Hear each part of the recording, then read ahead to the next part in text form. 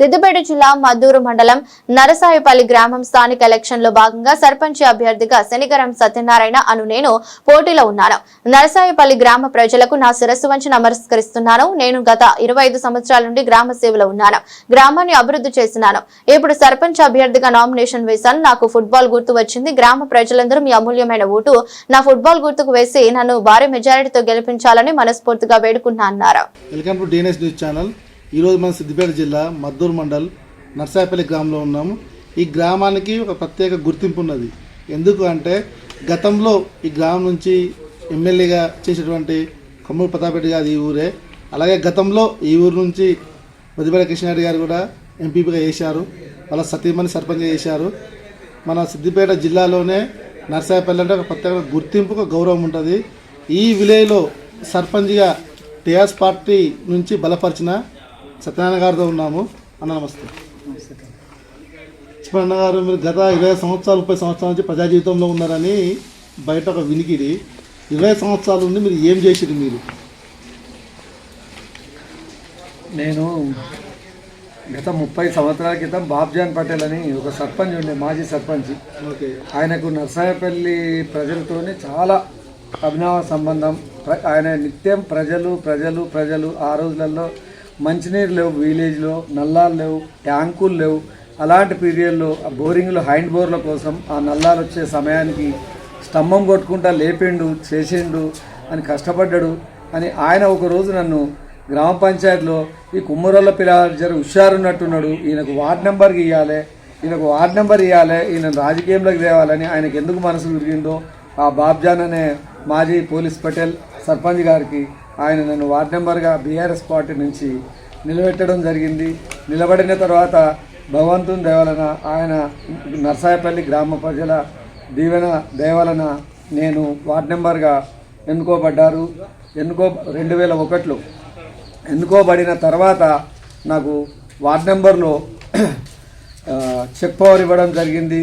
Check power ద్వారా కొన్ని విషయాలు ముస్తాల బాలయ్య మాజీ సర్పంచ్ గారు ఇద్దరం కలుపుకొని ఊర్లో పనులు, మోరీలు కానీ, మోరీల మీద స్లాబులు కానీ, దాంతోనే కొంచెం కొంచెం ఆ ముస్తాల బాలయ్య పీరియడ్లో నాకు గ్రామం గురించి 2001లో కొంచెం అవగాహనకు వచ్చింది.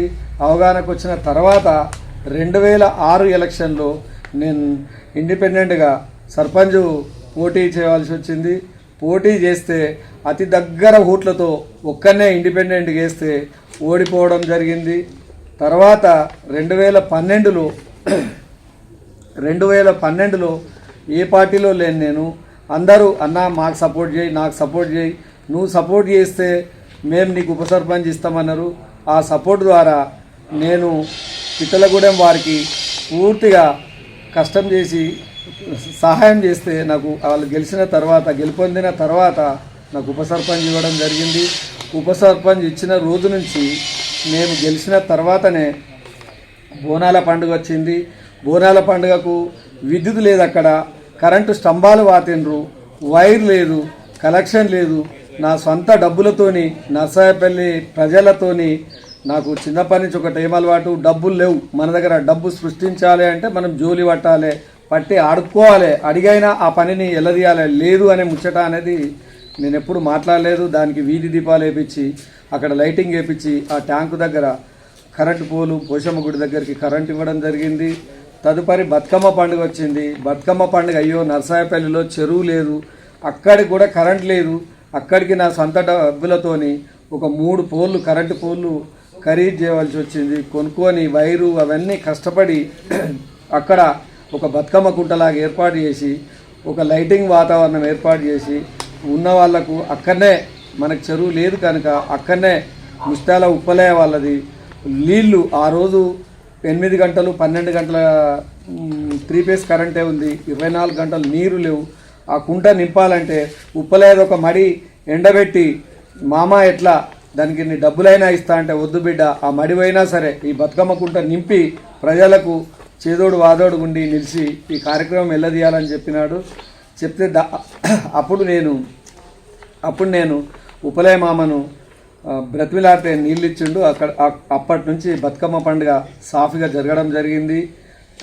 తర్వాత నర్సాయపల్లి టు మద్దూరుకు రోడ్డు లేదు, నక్ష పానాది లేదు. అక్కడ పిట్టలవారి గూడెం ఉన్నది. ఆ పిట్టలవారి గూడెం వెళ్ళడానికి రోడ్డు లేకపోతే అప్పటి గవర్నమెంట్ సహకారంతో బతిమిలాడి పిట్టలగూడెం నుంచి మద్దూరు వరకు ఫార్మేషన్ రోడ్ వేయడం జరిగింది. ఇంకా ఊర్లో లైటింగు నేను గెలిచిన తర్వాత లైట్లు వేయాలని నా కోరిక.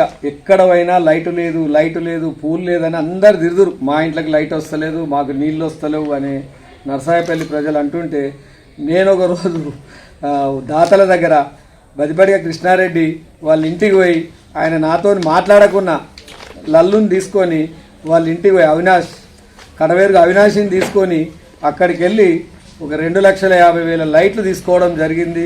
కృష్ణారెడ్డి 1,50,000 ఇచ్చి, అన్న నీకు 1,00,000 రూపాయలు ఇవ్వలేనే, నువ్వు గెలిచినందుకు నీ తరఫున కూడా చేసుకో అంటే ఆ 2,50,000 లైట్లు ఒక్కొక్క పోల్కు ఎక్కడ కార్నర్ ఉంటుందో అక్కడ రెండు లైట్లు వేయడం జరిగింది. లూజ్ కలెక్షన్స్ ఉన్న లైటింగ్ వైర్లను సరిచేయడం జరిగింది ఏఈ ద్వారా, లైన్మెన్ ద్వారా. గత ఒక 5 సంవత్సరాల కింద నర్సాయపల్లిలో ఎక్కడ చూసినా మామూలు మట్టి రోడ్డు ఉండేది. ఇప్పుడు ఎక్కడ చూసినా సీసీ రోడ్డు ఉన్నాయి. ఇవి కాంగ్రెస్ ప్రభుత్వ హయాంలో సీసీ రోడ్లు పోసిర్రా, లేకుంటే బీఆర్ఎస్ ప్రభుత్వ హయాంలో పోసిర్రా, లేకుంటే స్పెషల్గా జీపీ ఫండ్స్ నుంచి పోసిర్రా? అసలు ఈ విషయం ఏంది? ఏ ఊళ్ళో లేనంత విధంగా నర్సాయపల్లిలో ఏ గల్లీ పోయినా ఏ మూల పోయినా సీసీ రోడ్లు కనిపిస్తున్నాయి. ఇదైతే వాస్తవం, మేము కూడా ఇప్పుడు చూసుకుంటూ వచ్చాము. సో దీని ఎవరి హయాం జరిగింది, ఇట్లా ఎందుకు చేసింది? తెలంగాణ ప్రభుత్వం ఏర్పడిన తర్వాత 1-2 రోడ్లు జీపీ ద్వారా కూడా జరిగినాయి, జీపీ ఫండ్ ద్వారా కూడా జరిగినాయి.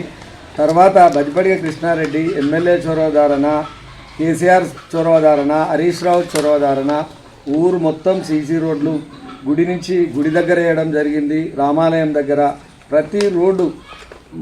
ఇంకొకటి formation road Madduru to Narsayapalli to Madduru రోడ్డుకు కొంచెం ఒక 600-800 మీటర్స్ రోడ్డు తక్కువ పడ్డది. ఫార్మేషన్ రోడ్ వేసి కంకరేసి వదలడం జరిగినది. ఏం కృష్ణన్న ఊరన్నీ సీసీ రోడ్లు వేసినావు, మరి మీరు ఫార్మేషన్ చేపిస్తారా, ఎట్లా చేపిస్తారా, ఎమ్మెల్యే చొరవ ద్వారా చేపిస్తారా అంటే కమ్మరి జానకిరాముల ఇంటి నుండి మా ఇంటి వరకు CC road double 18 feet road CC road ద్వారా వేయడం జరిగింది. మీరు సర్పంచ్గా గెలిచిన తర్వాత ఫస్ట్ మీరు చేసే పని ఏంది? నేను సర్పంచ్గా గెలిచిన తర్వాత ఫస్ట్ ఊరందరి కోరిక మేరకు దుర్గమ్మ గుడి బొడ్రాయి పండుగ 17వ తారీఖు నాడు భారీ మెజార్టీతో గెలిపించిన తర్వాత విజయోత్సవ ర్యాలీలో దుర్గమ్ముడి దగ్గరికి బొడ్రాయి దగ్గరికి పోయి కొబ్బరికాయ కొట్టి 18వ తారీఖు నుండి పని షురూ చేస్తాను. ఓకే, మీ గ్రామంలో నర్సాయపల్లి నుంచి ముత్యాల వరకు బీట్ రోడ్ సగం వేసి వదిలిపెట్టారు. దీనిపై ఏం చెప్తారు మీరు? దానికి ఏమన్నా మీరు చర్యలు ఏమన్నా తీసుకుంటారా, లేకుంటే దాన్ని కూడా అట్టే వదిలేస్తారా మీరు? గత ప్రభుత్వం శాంక్షన్ అయ్యి సగం రోడ్ అయింది ముత్యాల టు నర్సాయపల్లి వరకు. కొంత మేరకు మట్టి రోడ్ ఉన్నది. ఇప్పుడు నేను ఎమ్మెల్యే గారు జనగామ కాన్స్టిట్యున్సీ ఎమ్మెల్యే గారు పల్ల రాజశేఖరరెడ్డి గారి చొరవతో ఆ రోడ్డును కూడా ఆయన దృష్టికి తీసుకెళ్ళి తనకు ఇంత బడ్జెట్ పెట్టి ఈ రోడ్డు కంప్లీట్ చేస్తానని కోరుకుంటున్నాను. మీరు సర్పంచ్ చేసిన తర్వాత నెలలోపు చేసే పనులు మీరు ఏం చేయగలుగుతుంది, ఏం చేస్తారు మీరు? నేను గెలవంగానే ఊరిలో దొంగల బెడద ఉంది. దొంగల బెడద కోసం ఊరు మొత్తం సీసీ కెమెరాల వేపించడానికి ప్రయత్నం వేపిస్తా. మీ విలేజ్లో 90% సీసీ రోడ్లు అయినట్టు ఉన్నాయి. ఆ రిమైనింగ్ సీసీ రోడ్లు మీరు గెలిచిన తర్వాత ఎన్ని రోజులు చేయగలుగుతారు మీరు?